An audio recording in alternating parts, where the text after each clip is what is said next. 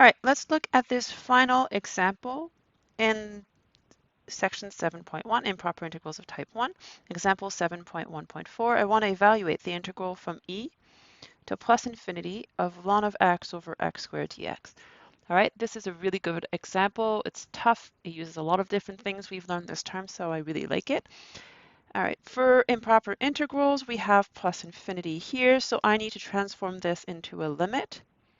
So limit as t goes to positive infinity, e to t. I'm going to write it as x to the minus 2 ln of x dx. All right, now I need to integrate this integral.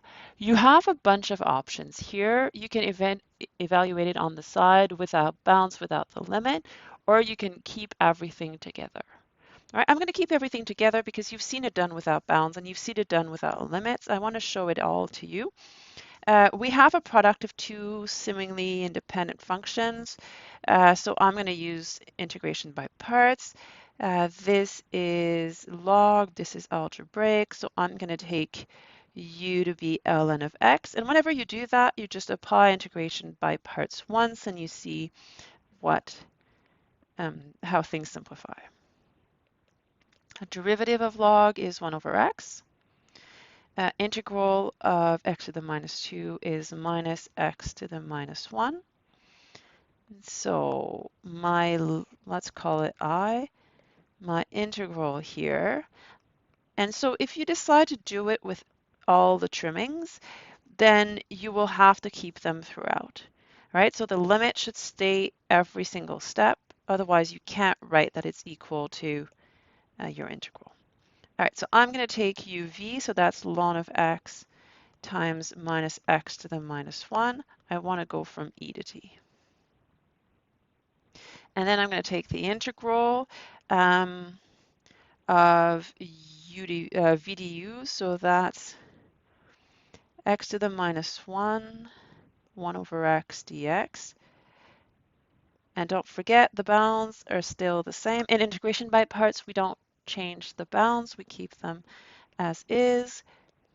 All right, so now I'm going to wait until everything is together to plug it in, just because it's longer to write. But here I'm just going to simplify. I'm going to write ln of x over x.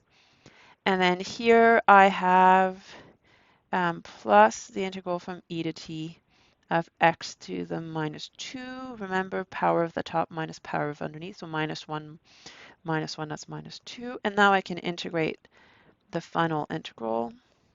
Oh, sorry, forgot to put the bounds here. I have minus ln of x over x from e to t plus minus x to the minus 1 from e to t. All right, now I'm going to plug in every bound.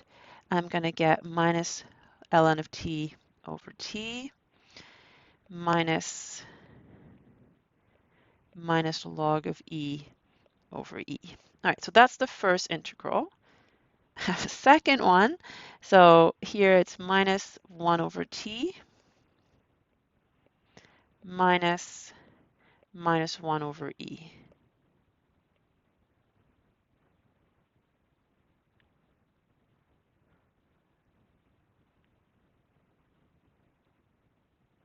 Wait, so, sorry, this is a plus. That's what, yeah, there's a plus, sorry.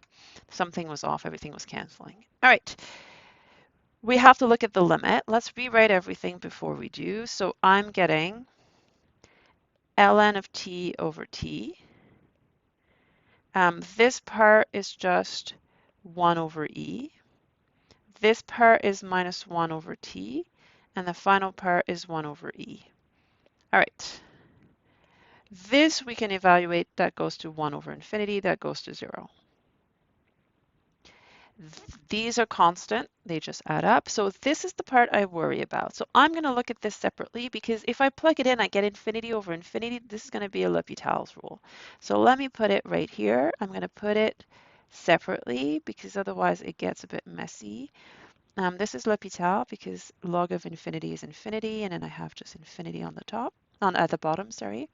So I'm going to take the derivative of both minus 1 on t and 1 And so I get minus 1 over infinity. I get 0 as well. So this part will go to 0.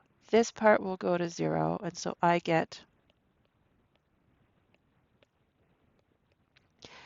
0 plus 1 on E minus 0 plus 1 on E. I get 2 on E.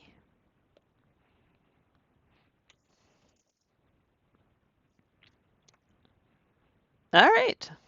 So part of the reason I really like this problem is that it's tough. It's tough. You have an improper integral, so you have a limit. You have an integral that requires integration by parts with bounds. And so you have to remember how to deal with bounds here. They just don't change. You plug it in, and then the limit you get on top of it, the limit you get requires L'Hopital to give you 0, and then you get a nice finite answer in the end. Okay, great problem.